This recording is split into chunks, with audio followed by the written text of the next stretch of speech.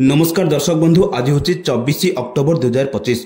चलतु देखने आज सकाल किसी गुरुत्वपूर्ण खबर।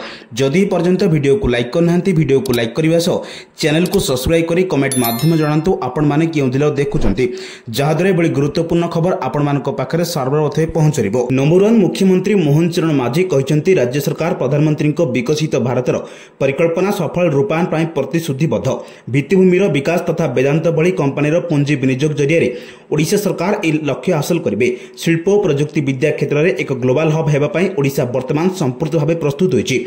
वेदांत ग्रुपर अध्यक्ष अनिल अग्रवाल आज लोकसेवा भवन ठारे मुख्यमंत्री मोहन चरण माझी को भेटी राज्य में केतेक नुआ शिल्प प्रकल्प विषय आलोचना करते। ए परिप्रेक्षी में मुख्यमंत्री ओडिशार भविष्य विकसित योजना नहीं कहते। यह आलोचनार जमापड़ी आगामी दिन में वेदांत पक्षर ओडिशा प्राय 1 लाख कोटी टंकार पुंजीनिवेश कराद्वारा राज्य में 1 लाख अधिक प्रत्यक्ष और परोक्ष नियुक्ति सुजोग सृष्टि हो।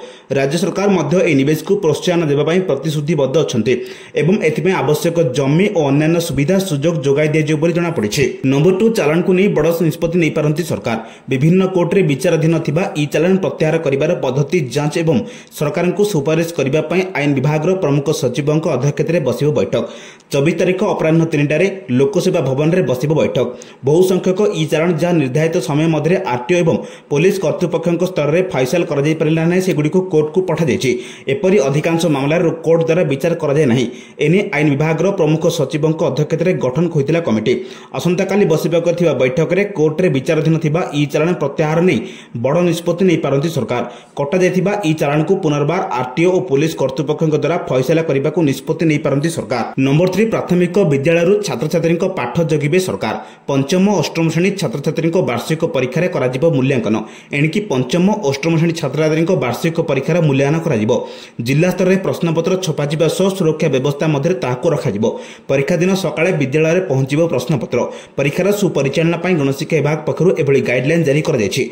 गणशिक्षा विभाग सचिव अध्यक्षतार गठित राज्य स्तरीय स्टीयरिंग कमिटी ओसेपा राज्य प्रकल्प निर्देशक माध्यमिक प्राथमिक एसटी एंड एससी उन्नयन विभाग निर्देशक माध्यमिक शिक्षा परिषद सभापति text book production and marketing निर्देशक आईआरआई और भुवनेश्वर अध्यक्ष एक कमिटी सदस्य रही। नंबर 4 एसआई परीक्षा दुर्नीति मामलें घांटिब सीबीआई। राज्य में बहु चर्चित पुलिस सब इन्स्पेक्टर नियुक्ति परीक्षा मामलार तदंत करिब सीबीआई। मुख्यमंत्री मोहन चरण माझी ए निर्देश देइछन्ति। वर्तमान यह मामला तदंत क्राइमब्रांच करुथिबा बेले एहाकु सीबीआई को हस्तांतर कराଯାଇଛି। एही महान दुर्नीतिर चेर आंध्र प्रदेश और पश्चिम बंग को लंबिछि। अन्य राज्य को मध्य व्यापी थाए बोली वर्तमान पर्यंत होइथिबा तदंतर जमापड़ी। दुर्नीतिर अंतरराज्य संगठन क्रिमिनाल गैंगर संपृक्ति थिबा संदेह कराଯାଉଛି। एसआई परीक्षा केलेंकारी मामलें आज सुधा 126 जन को गिरफ्त कर मध्य 12 जन दलाल को बांधिची क्राइमब्रांच। नंबर 5 दक्षिण पश्चिम बंगोपसागर उपर आज एक स्पष्ट चिन्हित लघुचाप क्षेत्र सृष्टि होइछि। यह धीरे धीरे घनीभूत हो पश्चिम उत्तर पश्चिम आड़ को गति करने सह आसंता काली सुधा तमिलनाडु और दक्षिण आंध्र प्रदेश उपकूल दक्षिण पश्चिम और संलग्न पश्चिम केन्द्रीय बंगोपसागर अवपातर रूप नेब। परवर्ती 24 घंटे यह पश्चिम उत्तर पश्चिम आड़ को गति कर उत्तर तमिलनाडु पुडुचेरी और दक्षिण आंध्र प्रदेश उपकूल आड़ को गति कर अधिक घनीभूत हो। तेबे यह केते घनीभूत हो और क्यों रूप नेब से नहीं भारतीय पाणीपाग विभाग आईएमडी कौरसी स्पष्ट चित्र देना। यह अवपात जो उपकूल दक्षिण ओडिशा रे 25 तारिख पर्यंत बिजुली घड़घड़ी सह वर्षा संभावना थिबा नै आंचलिक पाणीपाग विज्ञान केन्द्र पक्षरु कुहाଯାଇଛି। ठीक से भाई आसंता 26 कि 27 तारिख बेलू दक्षिण बंगोपसागर आउ एक लघुचाप सृष्टि होपे बोली आकलन करछि विशिष्ट पाणीपाग विशेषज्ञ शरद साहू। एथिसह आसंता 29 कि 30 तारिख बेलू बंगोपसागर तृतीय लघुचाप सृष्टि होबार संभावना रहिथिबा आकलन करा जाउछि। नंबर 6 सुना दाम आकाश छुआ पर दर खसिबार लगी। केवल सुना नुहे रूपा दर मध्य खसुची। धनतेरस और दीपावली पर सुना रूपार दाम खसुची। सुनार दाम 4000 टंका खसुवा बेले आज सुनार दाम आहरी खसिब बोली बाजार विशेषज्ञ आकलन करछन्ते। सेहीपरि रूपार दाम किलोग्राम पिछा 10,000 टंका ह्रास पाइछि। अंतर्जातीय बजार में सुनार दाम खसुवा बेले भारतीय बजार में एହାର प्रभाव देखा मिली। चलित वर्ष 60% वृद्धि होइतिबा सुना एवं निवेशकों को शक्त झटका देछि। अंतरराष्ट्रीय बजार में सुनार दाम मंगलवार दिन 2.6% ह्रास पाई आउंस पिछा 4017.29 डॉलर को खसी आछि। अमेरिका गोल्ड फ्यूचर्स मध्य सुना दाम 1.9% ह्रास पाई आउंस पिछा 4032.80 डॉलर को खसी। नंबर 7 कटक रे काली पूजा बसाणी पाई सजग होइछि पुलिस। एबेठु बढ़िलाणी सुरक्षा व्यवस्था। छक छकरे मुतयन हेलेणी पुलिस। उत्सव को शांति श्रृंखलार सह सारिबाकू पुलिस रखे रखिछि। आसंता काली कटक रे काली पूजा बसाणी उत्सव हेबाकू जाउथे बेले सुरक्षा व्यवस्था को बढ़ाई दिया जाइछि। स्पर्शकतार अंचल में पैंतरा ମାରୁଛନ୍ତି ସ୍ପେଶାଲ ଟାକ୍ଟିକାଲ ୟୁନିଟ୍। ବିଭିନ୍ନ ଛକରେ ମୁତୟନ ହେଉଛନ୍ତି 64 ପ୍ଲାଟୁନ୍ ଫୋର୍ସ। ବଛା ବଛା ପୁରୁଖା ଅଫିସରକୁ ଦିଆଯାଇଛି ଦାୟିତ୍ୱ। ଗୁଇନ୍ଦା ସୂଚନାକୁ ଦିଆଯାଉଛି ପ୍ରାଧାନ୍ୟ। ଦୁର୍ଗାପୂଜା ଭଳି କାଳୀପୂଜା ଭସାଣୀରେ ଯେଭଳି କିଛି ଅପ୍ରୀତିକର ସ୍ଥିତି ନ ଉପୁଜେ ସେଥିପ୍ରତି ତୀକ୍ଷ୍ଣ ନଜର ରଖିଛି ପୋଲିସ। ଶାନ୍ତି ଶୃଙ୍ଖଳାର ସହ ଭସାଣୀ ସାରିବାକୁ ପୂର୍ବରୁ ଦୁଇ ପକ୍ଷରୁ ମୁରବୀମାନଙ୍କ ସହ ଘନ ଆଲୋଚନା କରିଛି ପୋଲିସ। ବିଶୃଙ୍ଖଳାକାରୀ ଅପପ୍ରଚାର କରୁଥିବା ଏବଂ ଗୁଜବ ସୃଷ୍ଟିକାରୀଙ୍କ ଉପରେ କଡ଼ା ନଜର ରଖାଯାଇଛି। ଦୁର୍ଗାପୂଜାର ଭୁଲ ଯେପରି କାଳୀପୂଜାରେ ପୁନରାବୃତ୍ତି ନ ହୁଏ ସେଥିପ୍ରତି ସଜାଗ ରହିଛି ପୋଲିସ। ଦୁର୍ଗାପୂଜା ଭସାଣ ସମୟରେ ହୋଇଥିବା ଗୋଷ୍ଠୀ ସଂଘର୍ଷ ଯୋଗୁଁ ସବୁ ଦିଗ ଉପରେ ଧ୍ୟାନ ଦେଉଛି ପୋଲିସ। ନମ୍ବର 8 ନୂଆପଡ଼ା ଜିତିବାକୁ ବିଜେପିର କସରତ। ନୂଆପଡ଼ା ଉପନିର୍ବାଚନ ପାଇଁ 8 ମନ୍ତ୍ରୀଙ୍କୁ 8ଟି ଜୋନ୍ରେ ଦାୟିତ୍ୱ ଦିଆଯାଇଛି। 8ଟି ଜୋନ୍କୁ ଜଗିବେ 8 ଜଣ ମନ୍ତ୍ରୀ। ତେବେ ମିଳିଥିବା ସୂଚନା ମୁତାବକ ବଞ୍ଜରୀ ପାଇଁ ରବି ନାରାୟଣ ନାୟକଙ୍କୁ ଦାୟିତ୍ୱ ମିଳିଥିବା ବେଳେ ସୁନାଦେଶ ପାଇଁ ଗଣେଶ ରାମସିଂ ଖୁଣ୍ଟିଆକୁ ଦାୟିତ୍ୱ ମିଳିଛି। ସେହିପରି ପାତାଳେଶ୍ୱର ପାଇଁ ମନ୍ତ୍ରୀ ଗୋକୁଳାନନ୍ଦ ମଲ୍ଲିକ, ଜୟଜଙ୍ଘା ପାଇଁ କୃଷ୍ଣଚନ୍ଦ୍ର ପାତ୍ର, କୋନଭୈରା ପାଇଁ ବିଭୂତି ଭୂଷଣ ଜେନା, ଯୋଗେଶ୍ୱର ପାଇଁ ନିତ୍ୟାନନ୍ଦ ଗଣ୍ଡଙ୍କୁ ଦାୟିତ୍ୱ ଦିଆଯାଇଛି। ସେହିପରି ନୂଆପଡ଼ା ଏନ୍ଏସି ଜଗିବେ ମୁକେଶ ମାହାଲିକ ଏବଂ ଖରିଆର ରୋଡ୍ ଏନ୍ଏସି ପାଇଁ କୃଷ୍ଣଚନ୍ଦ୍ର ମହାପାତ୍ରଙ୍କୁ ଦାୟିତ୍ୱ ଦିଆଯାଇଛି। ନମ୍ବର 9 କୋରାପୁଟ କିରଣଦଳ ରେଳ ଲାଇନ୍ର ମାଲିଗୁଡ଼ା ଷ୍ଟେସନ ନିକଟରେ ପାହାଡ଼ରୁ ପଥର ଖସିଛି। ଗୁରୁବାର ଅପରାହ୍ନରେ ରେଳ ଧାରଣା ଉପରେ ପଥର ଖଣ୍ଡ ଖସି ପଡ଼ିଛି। ରେଳ ପଥରେ ରେଳ ଚଳାଚଳ ବନ୍ଦ ରହିଛି। କୋରାପୁଟ ଜୟପୁର ରେଳ ପଥର ମାଲିଗୁଡ଼ା ଜରଡି ଷ୍ଟେସନ ମଧ୍ୟରେ 210 କିଲୋମିଟର ନିକଟରେ ପାହାଡ଼ରୁ ପଥର ଧସି ରେଳ ଧାରଣା ଉପରେ ପଡ଼ିଛି। ଫଳରେ ଟ୍ରେନ୍ ଚଳାଚଳ ନେଇ ସମସ୍ୟା ଦେଖାଦେଇଛି। କୋରାପୁଟ ଷ୍ଟେସନରୁ ସ୍ୱତନ୍ତ୍ର ଉଦ୍ଧାରକାରୀ ଟିମ୍ ଘଟଣାସ୍ଥଳରେ ପହଞ୍ଚିଛନ୍ତି। ରେଳ ଧାରଣାରୁ ପଥର ଓ ମାଟି ସଫା କରିବା ପରେ ରେଳ ଚଳାଚଳ କରିବ। କିରଣଦୁଲ ଅଭିମୁଖେ ଯାଉଥିବା 1VK ପାସେଞ୍ଜର ଟ୍ରେନ୍ ଜରଟି ଷ୍ଟେସନରେ ଅଟକି ରହିଛି। ସେହିଭଳି ଜଗଦଲପୁର କୋରାପୁଟ ଅଭିମୁଖେ ଆସୁଥିବା Rourkela intercity express train Maliguda ଷ୍ଟେସନରେ ଅଟକି ରହିଛି। ଟ୍ରେନ୍ ଚଳାଚଳ ସ୍ୱାଭାବିକ ହେବା ପରେ ବିଳମ୍ବ ଘଟିବ ବୋଲି ରେଳ କର୍ତ୍ତୃପକ୍ଷଙ୍କଠାରୁ ସୂଚନା ମିଳିଛି। ବାରମ୍ବାର ଏହି ସ୍ଥାନରେ ପଥର ଧସୁଥିବାରୁ ରେଳ ଚଳାଚଳ ପ୍ରତିବନ୍ଧକ ଘଟୁଛି। ରେଳଯାତ୍ରା ମଧ୍ୟ ବ୍ୟାହତ ହେଉଛି। ନମ୍ବର 10 କନ୍ଧମାଳ ଜିଲ୍ଲା ଦାରିଙ୍ଗିବାଡ଼ି ବ୍ଲକ ଅଞ୍ଚଳରେ ବେକାର ଯୁବକ ଯୁବତୀ କର୍ମ ନିଯୁକ୍ତି ପାଇଁ ଜିଲ୍ଲା ଦକ୍ଷତା ବୃଦ୍ଧି ତଥା ନିଯୁକ୍ତି କାର୍ଯ୍ୟାଳୟ ପକ୍ଷରୁ ପ୍ରୟାସ ଜୋରଦାର କରାଯାଇଛି।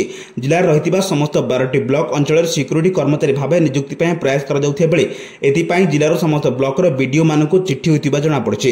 ସେହି କ୍ରମରେ ଆସନ୍ତା ବୁଧବାର 29 ତାରିଖ ଦାରିଙ୍ଗିବାଡ଼ି ବ୍ଲକ କାର୍ଯ୍ୟାଳୟ ପରିସର ମଧ୍ୟରେ ସିକ୍ୟୁରିଟି କର୍ମଚାରୀ ଚୟନ ପ୍ରକ୍ରିୟା କରାଯିବ। ଏଥିପାଇଁ AIS ସର୍ଭିସର ଟିମ୍ ଏହି ଶିବିରକୁ ପରିଚାଳନା କରିବେ। ବିଡିଓ ପ୍ରୀତିରଞ୍ଜନ ରଥଙ୍କ ନିର୍ଦ୍ଦେଶକ୍ରମେ ଓଡ଼ିଶା ଜୀବିକା ମିଶନର BPM ପିଣ୍ଟୁ ନାୟକ କାର୍ଯ୍ୟକ୍ରମକୁ ପରିଚାଳନା ପାଇଁ ପ୍ରସ୍ତୁତି ଆରମ୍ଭ କରିଥିବା କହିଛନ୍ତି। ନମ୍ବର 11 ଭୁବନେଶ୍ୱରରେ ହେବ IRC ଅଧିବେଶନ। ଯୋଗଦେବେ ଗଡ଼କରୀ। ଭୁବନେଶ୍ୱରରେ ହେବ ଇଣ୍ଡିଆନ୍ ରୋଡ୍ କଂଗ୍ରେସର 84ତମ ଅଧିବେଶନ। ଏଥିରେ କେନ୍ଦ୍ର ସଡ଼କ ପରିବହନ ମନ୍ତ୍ରୀ ନୀତିନ ଗଡ଼କରୀ ଯୋଗ ଦେବାର କାର୍ଯ୍ୟକ୍ରମ ରହିଛି। ନଭେମ୍ବର 7ରୁ 10 ତାରିଖ ପର୍ଯ୍ୟନ୍ତ ଭୁବନେଶ୍ୱର ଜନତା ମଇଦାନରେ ଅଧିବେଶନ ଚାଲିବ ବୋଲି ସୂଚନା ମିଳିଛି। ନମ୍ବର 12 ଫ୍ୟାକଲ୍ଟି ନିଯୁକ୍ତି ପାଇଁ ଉଚ୍ଚଶିକ୍ଷା ବିଭାଗ ପକ୍ଷରୁ ନିର୍ଦ୍ଦେଶାବଳୀ ଜାରି ହୋଇଛି। 488 ଓ 662 ବର୍ଗ ସଂସ୍କୃତ ବିଦ୍ୟାଳୟରେ ନିଯୁକ୍ତି ପାଇଁ ଏହି ନିର୍ଦ୍ଦେଶାବଳୀ ଜାରି ହୋଇଛି। ଅବସରପ୍ରାପ୍ତ ଶିକ୍ଷାବିତ୍କୁ ଅତିଥି ଫ୍ୟାକଲ୍ଟି ଭାବେ ନିଯୁକ୍ତି ଦିଆଯାଇପାରିବ। ନିୟମିତ ଖାଲି ପଦବୀଗୁଡ଼ିକୁ ପୂରଣ ପର୍ଯ୍ୟନ୍ତ ନିଯୁକ୍ତି ପାଇପାରିବେ। ଖାଲି ପଦବୀ ବିବରଣୀ ବିଜ୍ଞାପନ HIMS ମାଧ୍ୟମରେ ପ୍ରକାଶିତ ହେବ। ଆବେଦନକାରୀଙ୍କ ସର୍ବାଧିକ ବୟସ 69 ଶାରୀରିକ ସକ୍ଷମ ହୋଇଥିବେ। ଅବସରପ୍ରାପ୍ତ ଶିକ୍ଷାବିତ୍ କେବଳ HIMS ପୋର୍ଟାଲରେ ଆବେଦନ କରିବେ ବୋଲି ନିୟମାବଳୀରେ ଉଲ୍ଲେଖ ରହିଛି। ନମ୍ବର 13 ଭାରତରେ ବିମାନ ଯାତ୍ରୀଙ୍କ ସୁରକ୍ଷା ସୁନିଶ୍ଚିତ କରିବା ପାଇଁ ଜାତୀୟ ସ୍ତରରେ କଠୋର ନିୟମ ଲାଗୁ କରିବାକୁ ପ୍ରସ୍ତୁତ ହେଉଛି ବେସାମରିକ ବିମାନ ଚଳାଚଳ ନିର୍ଦ୍ଦେଶାଳୟ। ସମ୍ପ୍ରତି ଦିଲ୍ଲୀରେ ଇଣ୍ଡିଗୋ ଏୟାରଲାଇନ୍ସର ଏକ ବିମାନରେ ଅଗ୍ନିକାଣ୍ଡ ଘଟିବା ପରେ DGCA ଏହି ପଦକ୍ଷେପ ନେଇଛି, ଯାହା ଲିଥିୟମ୍ ବ୍ୟାଟେରୀ ଚାଳିତ ଡିଭାଇସ୍ଗୁଡ଼ିକ ସହିତ ଜଡ଼ିତ ସୁରକ୍ଷା ଚିନ୍ତାକୁ ବୃଦ୍ଧି କରିଥିଲା। DGCA ଏବେ ବିମାନରେ ପାୱାର ବ୍ୟାଙ୍କ ବ୍ୟବହାର ଉପରେ ସମ୍ଭାବ୍ୟ ଜାତୀୟ ନିଷେଧ କିମ୍ବା କଠୋର ନିୟମକୁ ନେଇ ବିଚାର କରୁଛି। ଏହି ସପ୍ତାହରେ ଆରମ୍ଭରେ ଦିଲ୍ଲୀର ଇନ୍ଦିରା ଗାନ୍ଧୀ ଆନ୍ତର୍ଜାତିକ ବିମାନ ବନ୍ଦରରୁ ନାଗାଲାଣ୍ଡର ଦିମାପୁର ଅଭିମୁଖେ ଉଡ଼ାଣ କରୁଥିବା ଏକ ଇଣ୍ଡିଗୋ ବିମାନରେ ଜଣେ ଯାତ୍ରୀଙ୍କ ପାୱାର ବ୍ୟାଙ୍କରେ ନିଆଁ ଲାଗିଯାଇଥିଲା। ତଥାପି ଏହି ଘଟଣାକୁ କେହି ଆଘାତ ହୋଇନଥିଲେ ଏବଂ କ୍ୟାବିନ୍ କ୍ରୁ ଦ୍ୱାରା ଶୀଘ୍ର ନିଆଁ ଲିଭାଇ ଦିଆଯାଇଥିଲା। ନମ୍ବର 14 ଜାତୀୟ ଖାଦ୍ୟ ସୁରକ୍ଷା ଆଇନ NFSSA ଏବଂ ରାଜ୍ୟ ଖାଦ୍ୟ ସୁରକ୍ଷା ଯୋଜନାରେ ରାଜ୍ୟ ସରକାର ହିତାଧିକାରୀଙ୍କୁ 3 ମାସର ପୋଷଣଯୁକ୍ତ ଚାଉଳ ବଣ୍ଟନ କରିବା ପାଇଁ ନିଷ୍ପତ୍ତି ନେଇଛନ୍ତି। ସେପ୍ଟେମ୍ବରରୁ ନଭେମ୍ବର 3 ମାସ ପାଇଁ ଅତିରିକ୍ତ ଭାବେ ଏହି ଉଭୟ ଯୋଜନାରେ ହିତାଧିକାରୀଙ୍କୁ ଚାଉଳ ପ୍ରଦାନ କରାଯିବ।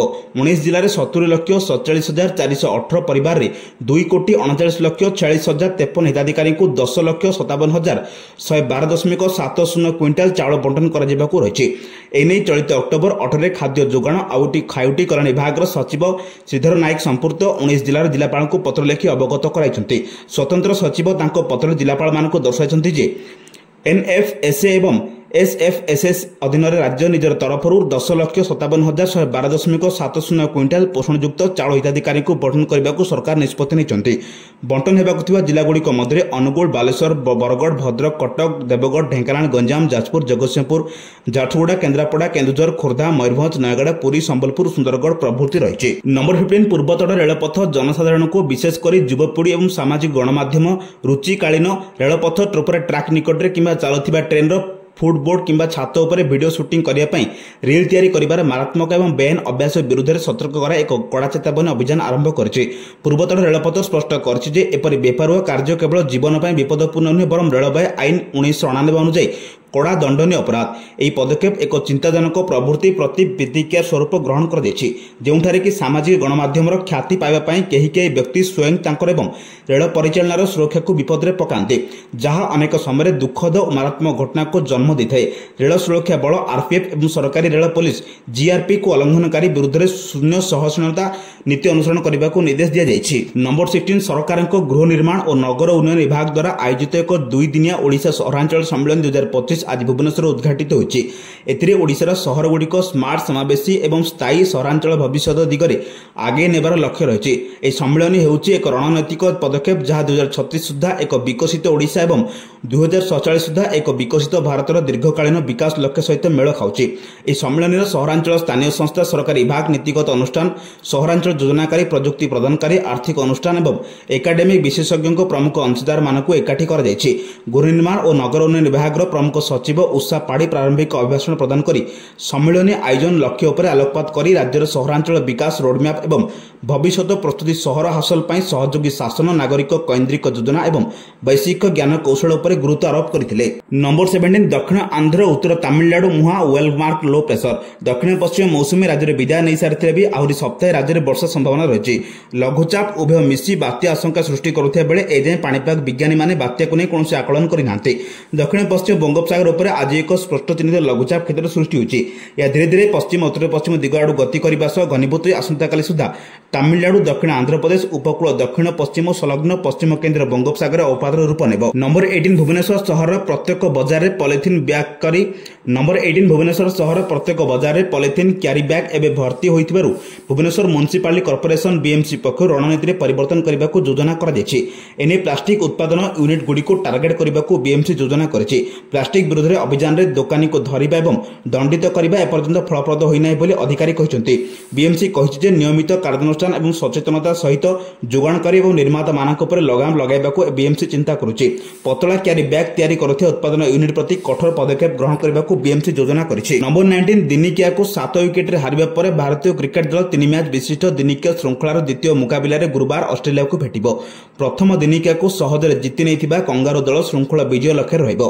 अन्य पक्षरे भ्रमणकारी भारत श्रृंखला जीवित रहिबा आशा मैदान को लाइबो। पर्थ लड़ई भली एही मैच रे मध्य समस्त नजर दुई भारत तारका रोहित शर्मा और विराट कोहली उपर रहिबो। सेपटे ऑस्ट्रेलिया पई तार 2 वर्ष दुर्धर्ष द्रुत बोलर मिचेल वार्क्स और जोश हाजरेड को प्रदर्शन पुणी गुरुत्वपूर्ण रहिबो। पार्थरे उभय नुआ बॉल रे भारतीय बैटर को नियमित परीक्षा रे पकाइथिले। नंबर 20 ओलंपिक्स 2 पदक विजेता तथा देशर तारका जावलिन पिंगाली नीरज चोप्रा को बुधवार आनुष्ठानिक भावे भारतीय सेनार लेफ्टिनेंट कर्नेल भाव नियुक्ति मिली। नुआ दिल्ली में अनुष्ठित पाइपिंग कार्यक्रम में केंद्र प्रतिरक्षा मंत्री राजनाथ सिंह एवं स्थलसेना मुख्य जनरल उपेंद्र द्विवेदी उपस्थित रही नियुक्ति प्रदान करते। भारतीय राजपत्र अनुसार यह नियुक्ति चलित वर्ष एप्रिल 16 तारिख में कार्यकारी होता।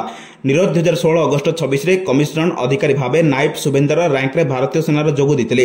क्रीड़ा सफलता लगी 2018 अर्जुन और 2021 में खेलरत्न पुरस्कार मिलता। 2021 से सुधार भाव पदोन्नति पाई। टोकियो 2020 ओलंपिक्स में ऐतिहासिक स्वर्ण पदक विजय पर 27 वर्ष भारतीय तारका 2022 में भारतीय सेना द्वारा परम विशेष सेवा पदक प्रदान कर वर्ष से सुबेदार मजर को पदोन्नति पाई।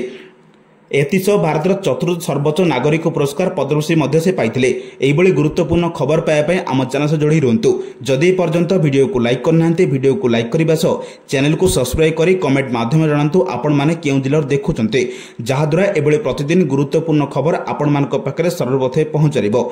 ब्यूरो रिपोर्ट सावधान ओडिशा।